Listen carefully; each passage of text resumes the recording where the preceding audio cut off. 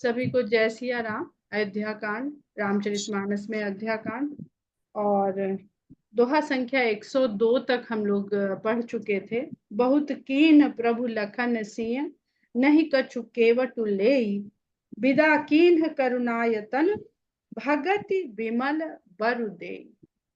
इस दोहे से यह कितना स्पष्ट है कि निर्मल भक्ति किसको मिलती है। केवल उन्हीं को मिलती है जो लक्ष्मण और सीता जी के द्वारा दिया जाने वाला कुछ भी नहीं ले रहे। ये भी बात सही है कि हम भगवान से मांगते हैं, ये भी बात सही है कि नहीं मांगते हैं, पर जो मिलता है उसको आदर के साथ ग्रहण कर लेते हैं। पर भगवान के साथ भक्ति का, प्रेम का ऐसा भाव होना कि जो मिल रहा है उसको भी ठुकरा देना।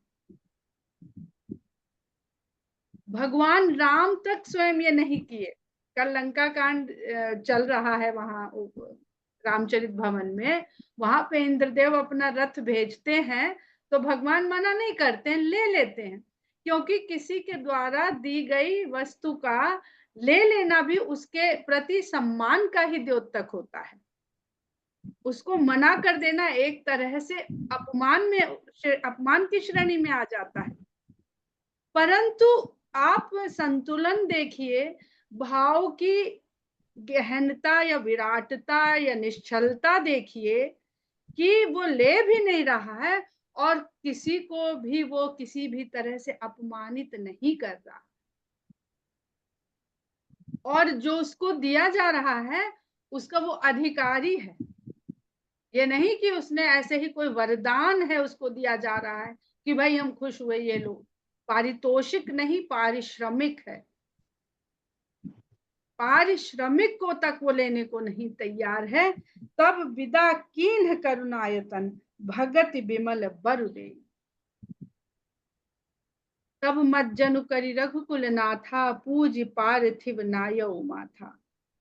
तब रघुकुल के स्वामी ने स्नान किया गंगा जी में और शिव जी का पार्थिव लिंग बना करके उसमें मस्तक नवाया। पूज्य पार्थिव नायौ माथा, पार्थिव पूजन किया। ये नहीं लिखा है कि उन्होंने स्थापित किया या पहले से स्थापित था। ज्यादातर गंगा जी के किनारे पार्थिव शिव स्थापित है और उनकी पूजा अर्चना होती है। सिय सुर सरिह कहु कर जोरी, मातु मनोरथ पुरा उबिमोरी।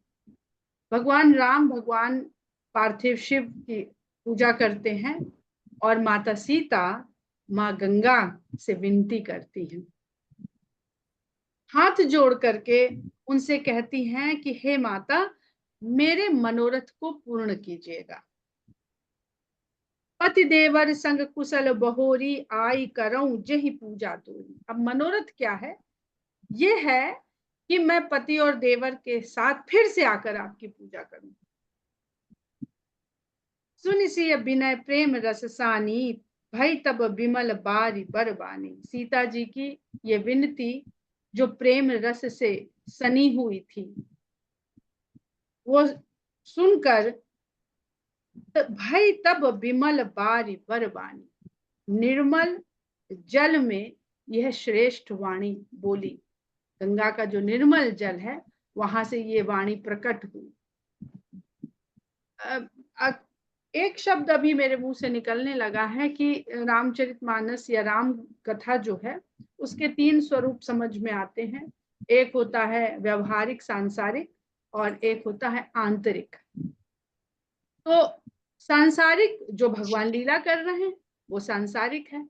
व्यवहारिक उस लीला से जो सीख करके हम अपने व्यवहार में ला सके, भले ही वो प्रणाम करने का शिष्टाचार भर क्यों ना हो, वो व्यवहारिक। और आंतरिक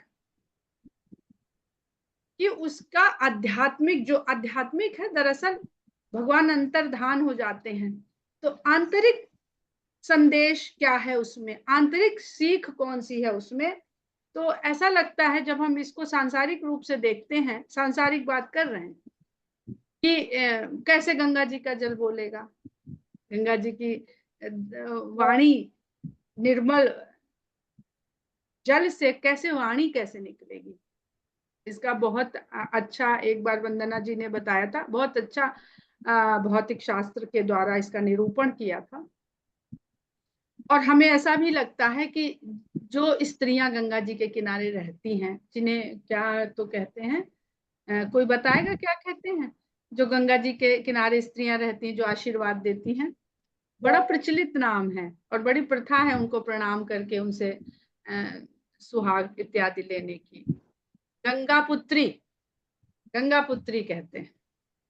तो गंगा पुत्री से आशीर्वाद लेने की प्रथा है कि आपने गंगा स्नान किया और फिर गंगा पुत्री के चरण स्पर्श करके उनका आशीर्वाद दिया जाता है। हालांकि अब ये सब एक व्यवसाय का रूप ले लिया है और उसमें इस तरह के श्रद्धा भावना और श्रद्धा से उनको प्रणाम करना, मनुष्य भय के कारण उनसे प्रणाम करता है और वो व्यवसाय के चलते उस तरह का आशीर्वाद देती हैं। पर ऐसे लगता है कि जो संसार को त्याग करके स्त्रियां वहां पर निवास कर रही हैं, तपस्या में लगी हुई हैं, वैराग्य को धारण करके, उन सब ने मिलकर के सीता जी को इस तरह का आशीर्वाद दिया होगा। तो वो भी जब जहां बिहार में रहने वाला बिहारी, पंजाब में रहने वाला पंजाबी, तो गंगा के किनारे बसने वाला सब वहां का निवासी ही है। तो वो वहां पर एक ऊर्जा है ना, वहां के लोगों की एक सोच है, एक ऊर्जा है, एक सांसारिक और भगवान, इनके बीच की वो भेद को समझते हैं या इसी में लगे हुए हैं, साधना के द्वारा रोज बैठते हैं ऋषि मुनियों की संगत में और जीवन के सत्य को, संसार के सत्य को, ब्रह्म के सत्य को समझने का प्रयास करते हैं। तो जिसको जिस तरह से इस बात को लेना हो, समझना हो, वो वैसे ले सकता है। बहुत श्रद्धा, बहुत हमारे भीतर का भाव ऐसा है कि हम इस तर्क और इस तरह की बुद्धि से हटा देते हैं, इसमें समर्थ हैं हम हटाने में। उसके लिए सीधे सीधे ये गंगा जी की जलधारा से वाणी उत्पन्न हो रही है। सुन रघुवीर प्रिया वैदेही, हे राम की प्रिया वैदेही सुनो, तब प्रभाव जग विदित न केही। तुम्हारा प्रभाव संसार में किसको पता नहीं है। लोकप हो ही बिलोकत तोरे, तो ही से वही सब सिद्धि कर जोरे। तुम्हारे देखते ही लोग लोकपति हो जाते हैं और तुम्हारी सेवा करने मात्र से सारी सिद्धियां हाथ जोड़ करके सामने खड़ी। तो यहाँ पे जो ईश्वरीय गुण सीता जी का बताया जा रहा वो यही है कि आप आदि शक्ति हैं, आपकी दृष्टि मात्र से क्या क्या लोगों को नहीं प्राप्त हो जाता, हम आपको कुछ प्रदान करें, ये आप जो कह रही हैं, ये आप खुद सबको सब कुछ प्रदान करने वाली हैं। और जग में विदित क्या है, सांसारिक भाव लेते हैं तो सीता जी ने अपने पति को वनवास मिलने के बाद राजमहल का सुख ठुकरा दिया और राम के साथ निकल पड़ी। ये यश उनका संसार में तुरंत फैल गया कि एक ऐसी स्त्री भी है संसार में कि पति के साथ सारे सुख साधन छोड़ करके चल पड़ी है उसके पीछे पीछे। ना उसको कोई आदेश है, ना उसको कोई वनवास है, सिर्फ पति प्रेम के कारण, पति का साथ निभाने के कारण वो चल पड़ी है। तब प्रभाव जग विदित न के ही, लोकप हो ही बिलोकत तोरे, तो ही से वही सब सिद्धि कर जोरे। और ये वही सीता माता का प्रभाव है जो हनुमान जी को उन्होंने अष्ट सिद्धि नवनिधि के दान जानकी मान। तो ये तो हमारे सामने प्रत्यक्ष प्रमाण है कि उन्होंने हनुमान जी को ये वरदान दिया, अर्थात वह ये सब वरदान देने में सक्षम है, ये सब उनके पास है। जो जिसके पास है वही तो दे सकता है किसी को। तुम जो हम ही बड़ी विनय सुनाई, कृपा की मोहि दीन बढ़ाई, तदपि देवी मैं देवी असीसा, सफल हो हित निज बाई। तब भी आपने जो मुझसे ये विनय करी है, ये आपने मेरे ऊपर कृपा करी है कि मुझे बड़ाई मिले, मुझे प्रशंसा मिले। अब ये प्रशंसा कैसे मिलेगी, आगे कहती हैं कि इसलिए आप सबको देने वाली है, लेकिन आप मेरा मान बढ़ाने के लिए, इस संसार में मेरी बड़ाई को स्थापित करने के लिए ऐसा कर रही हैं। आप देने वाली हैं उसके बावजूद भी, हे देवी मैं आपको ये आशीर्वाद देती हूँ जो आप मांग रही हैं कि आपका मनोरथ हो। तो देवी शब्द का कितना सुंदर तुलसीदास जी ने प्रयोग किया है कि देवी का मतलब देवी और देवी का मतलब देना। ये आशीष देती हूँ कि, और इसलिए देती हूँ, ये तो होना ही है। जो आप कह रही हैं कि आप पति देवर संग लौटें और फिर से पूजा करें, तो ये तो होना ही है।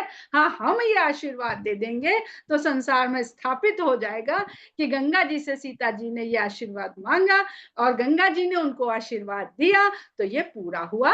तो संसार में मेरा ये यश स्थापित हो जाएगा कि मुझसे लोग मांगेंगे इस विश्वास के साथ कि देने वाली मैं हूं, मेरा दिया हुआ आशीर्वाद फलीभूत होता है। सफल होन हित निज बागीशा, अपनी वाणी को सफल होना है, ये संसार में स्थापित करने के लिए मैं ये आशीर्वाद आपको देती हूँ। प्राणनाथ देवर सहित कुशल कौशला आई, पूज ही सब मन कामना, सुजसुर रही जग छाई।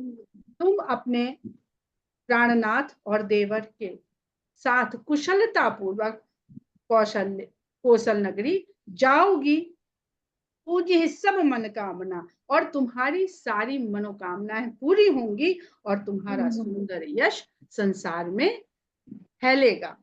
गंग बचन सुनि मंगल मूला, मुदित सिय सुर सरि अनुकूला, तब प्रभु गुहि कहे घर जाहु, सुनत सुख मुख भाव विदाहु। गंगा की ये वचन सीता माता ने सुने जो मंगल के मूल थे।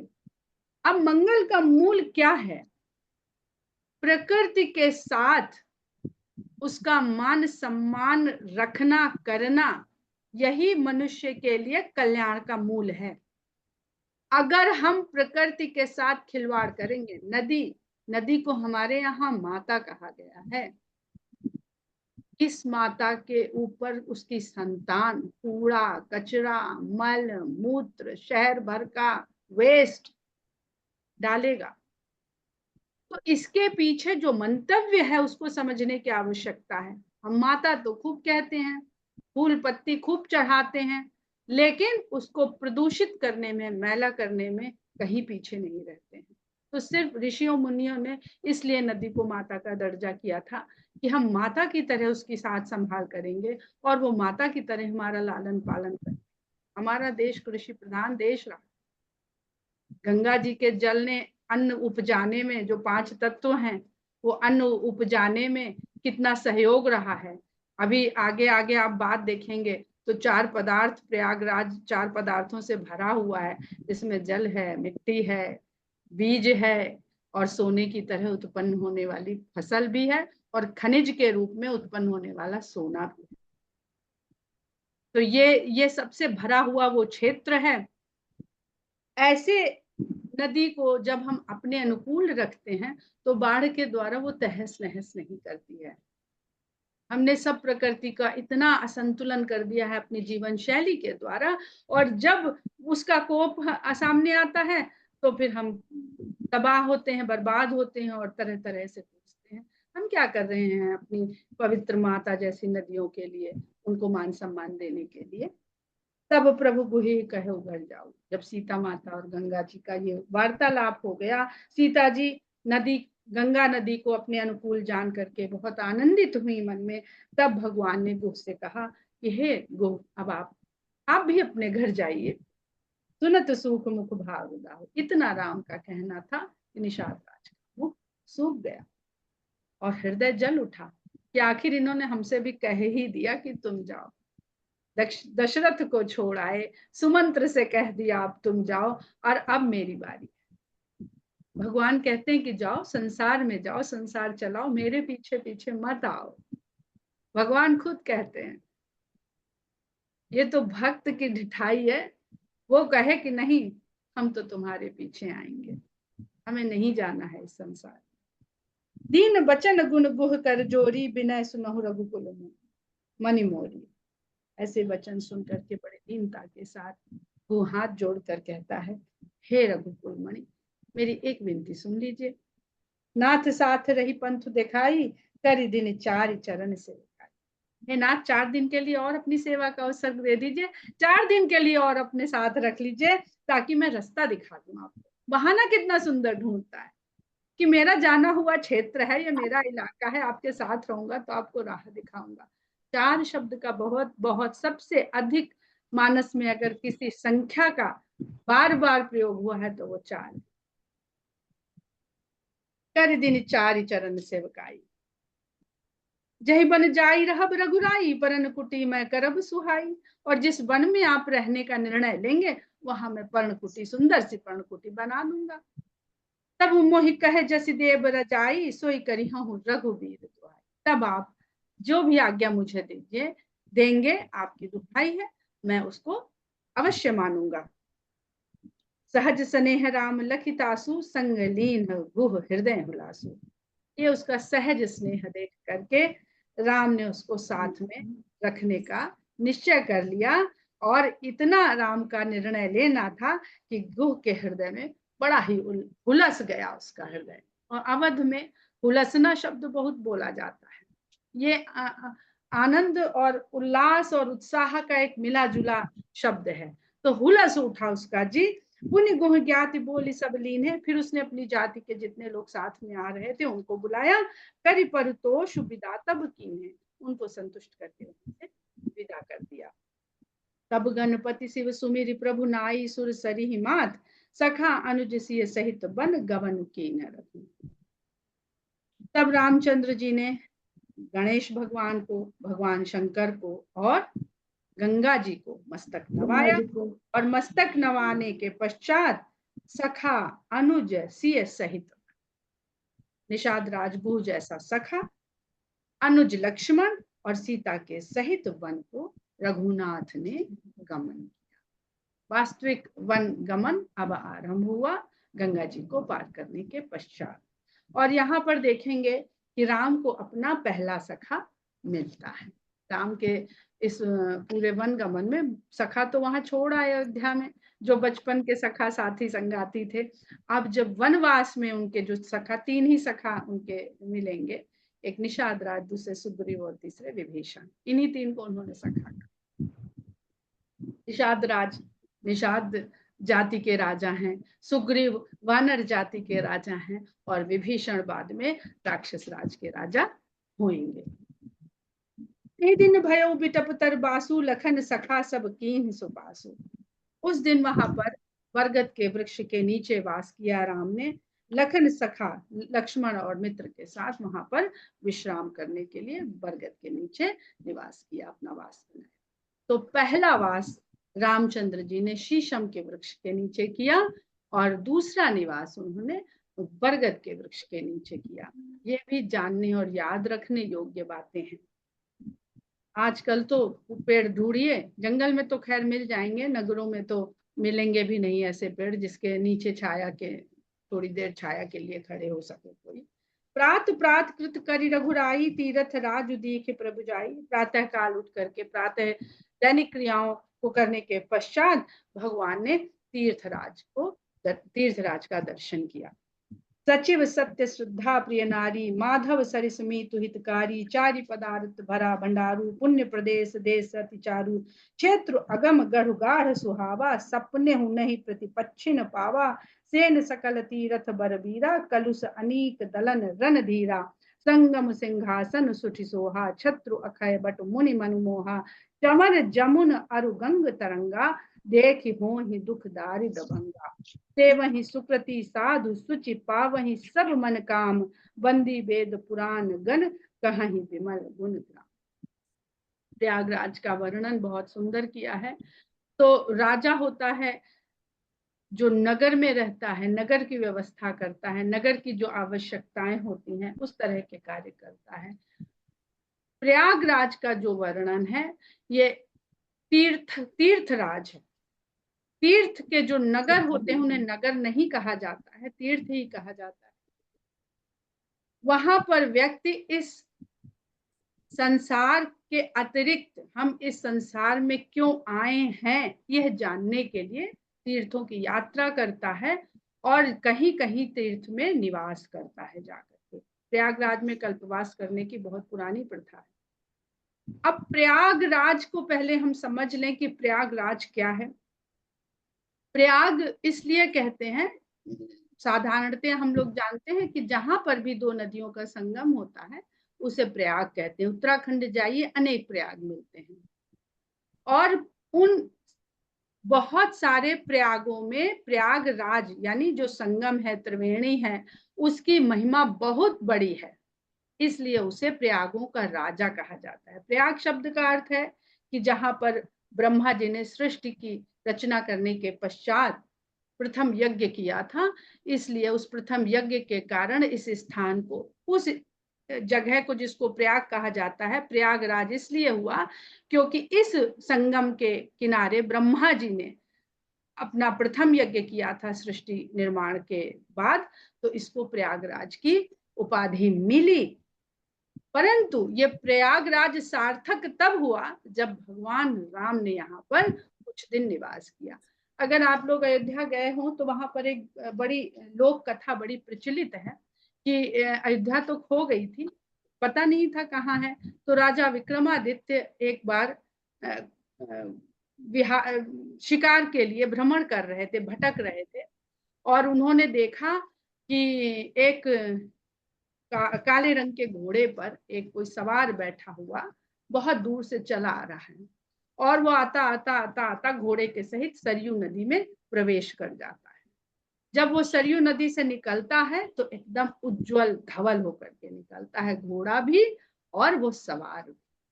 तो विक्रमादित्य उससे पूछते हैं कि भाई आप कौन हैं और ये चमत्कार क्या है?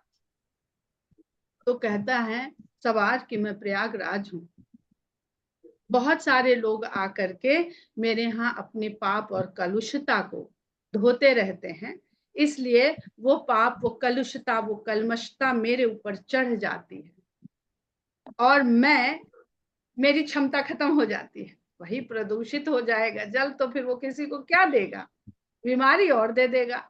आजकल लोग नहीं पान करते हैं नदियों के जल का।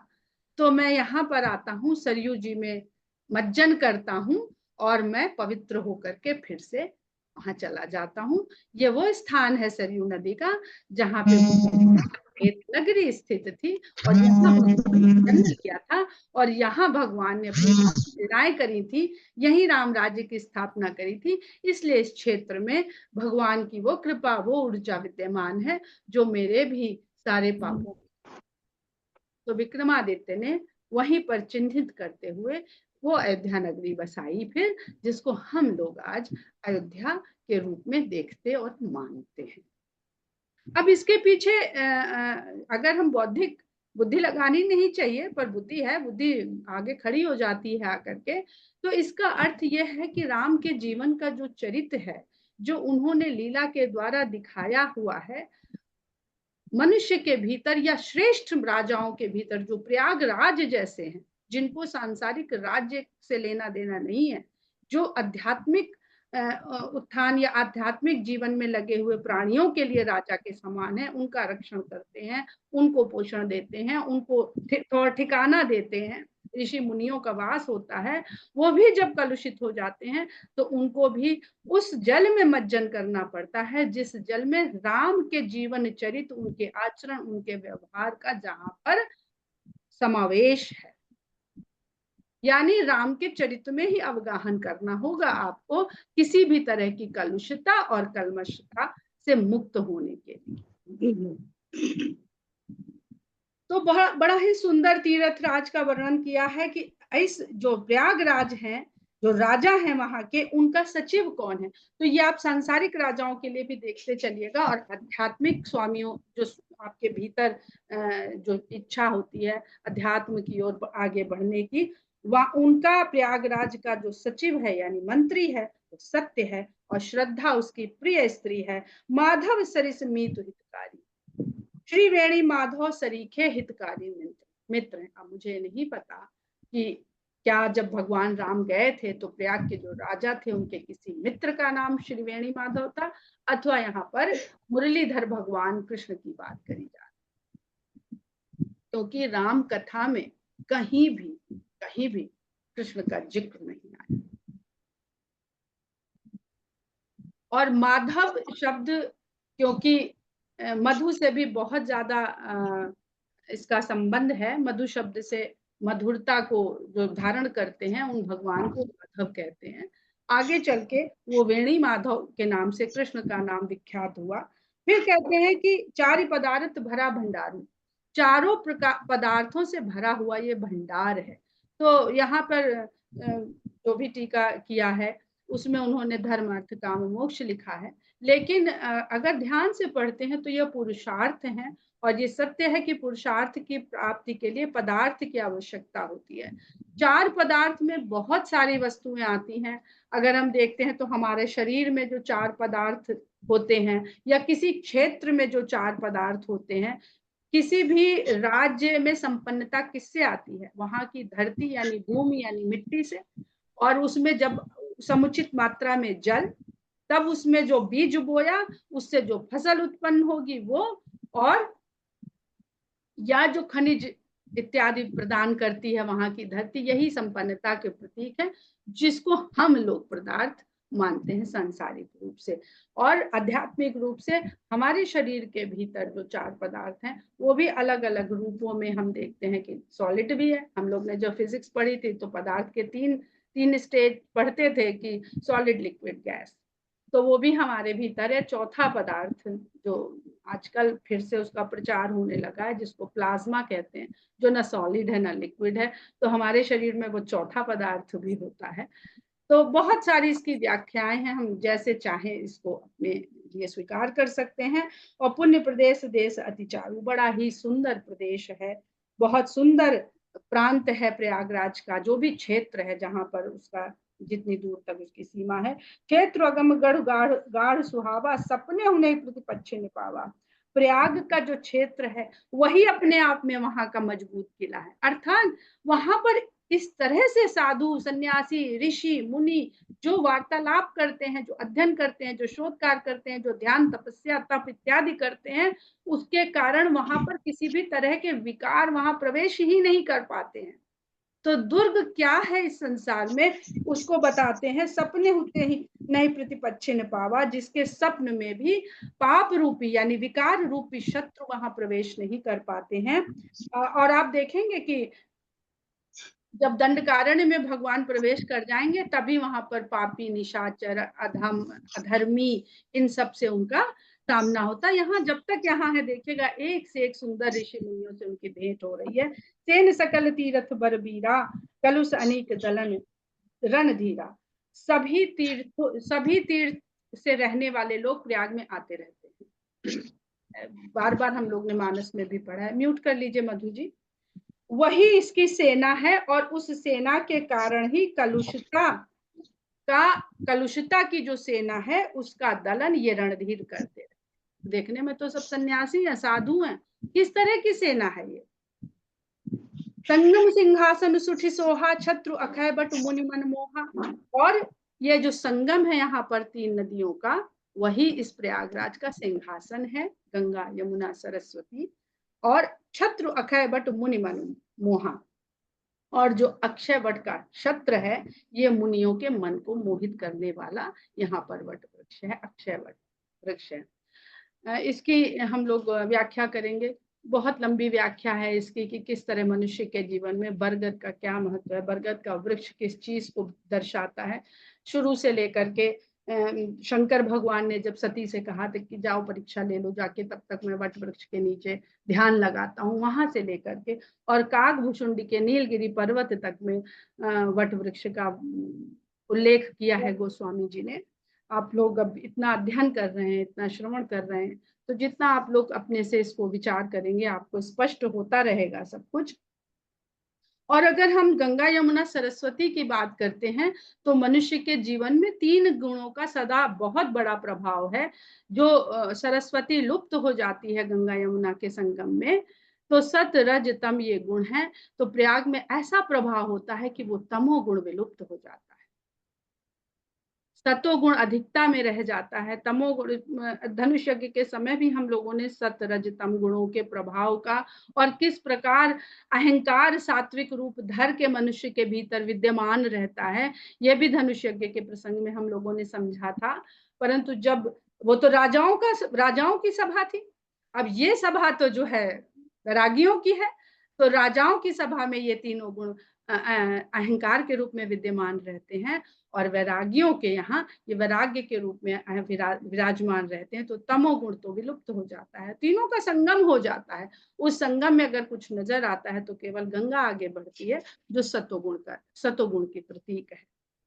चमन जमन अरुगंग तरंगा, और जब सिंहासन है उस पे राजा और छत्र, सिंहासन के ऊपर राजा के ऊपर छत्र जरूर होता है, तो ये अक्षय वट है।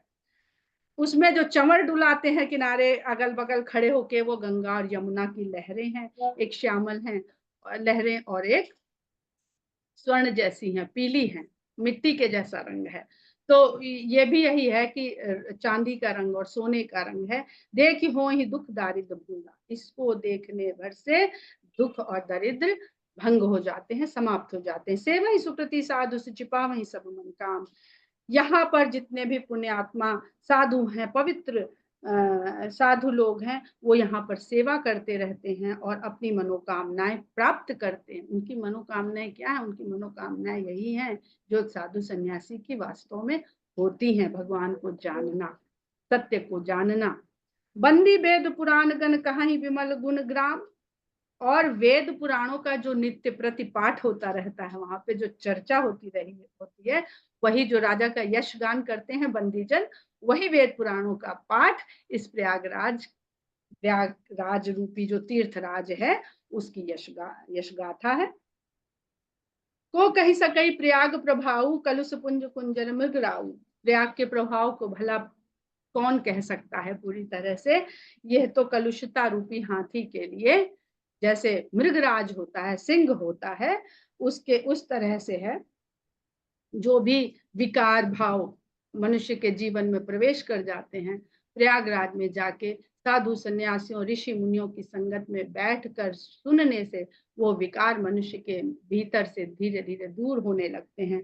अस्थीरथपति देख सुहावा, सुख सागर रघुवर सुख पावा। ऐसे तीर्थराज को देख करके, सुंदर तीर्थराज को देख करके भगवान राम ने बड़ा सुख पाया। सुख सागर रघुबर सुख पावा, सुख के सागर भगवान राम ने सुख पाया कि चलो ये जो संसार बनाया है, यहाँ भी ऐसे क्षेत्र विद्यमान हैं जहाँ पर सत्य की चर्चा होती है, जहाँ पर वैराग का जीवन आचरण निभाया जाता है। सब भोगी नहीं हैं, बड़े योगी भी हैं इस संसार में। कहीं सी अलख नहीं सखे ही सुनाई, श्री मुख तीरथ राज बढ़ाई। भगवान ने सीता लक्ष्मण और निषाद राज से तीर्थराज की बड़ाई अपने श्रीमुख के द्वारा कह के उनको बताई। कर प्रणाम देखत बन बागा, और उसके पश्चात प्रणाम करते हुए उसके आसपास के बाग बगीचे उपवन इत्यादि का भ्रमण किया, उनका दर्शन किया। और कहत महात्म अति अनुरागा, और उनके महात्म्य को बड़े प्रेम के साथ बता। यही विधि आई बिलो की बेनी, सुमिरत सकल सुमंगल देनी। इस प्रकार चलते हुए उन्होंने त्रिवेणी का दर्शन किया, जो सभी प्रकार के मंगलों को देने वाली। ऐसा लगता है कि जब भगवान राम वहां गए तब सरस्वती नदी विलुप्त नहीं हुई रही होंगी, तभी वो त्रिवेणी की बात कर रहे हैं। अब तो केवल 2 नदियां दिखती हैं, और ऐसा कहते हैं कि सरस्वती पाताल में बहता है, सरस्वती का जल वहां पे पाताल से बहता रहता है, वो विलुप्त हो गई है। मुदित नहाई कीन्ह शिव सेवा, पूज जथा विधि तीरथ देवा। बड़े प्रसन्न मन से नहा करके शिव की पूजा करी, यथा विधि तीर्थ देवों की भी पूजा करी। तब प्रभु भरद्वाज पही आए, और उसके पश्चात भरद्वाज के पास आए। करत दंडवत मुनि उरलाए, भरद्वाज के पास जा करके श्री राम ने मुनि को दंडवत प्रणाम किया, और दंडवत प्रणाम करते ही मुनि ने उनको उठा करके अपने हृदय से लगा लिया। मुनि मद मोद न कछु कही जाई, ब्रह्मानंद राशि जन उपाई। मुनि के मन के आनंद को कहा नहीं जा सकता है। ऐसा लग रहा है कि मुनि को ब्रह्मानंद की अनुभूति हो रही है। दीनी असी सुमुनि सूर अति आनंद अस जानी, लोचन गोचर सुकृत फल मनु की। इस दोहे से हम लोग कल का अपना अध्ययन आरंभ करेंगे। तब तक के लिए हम लोग यहीं विराम लेते हैं। जय श्री राम।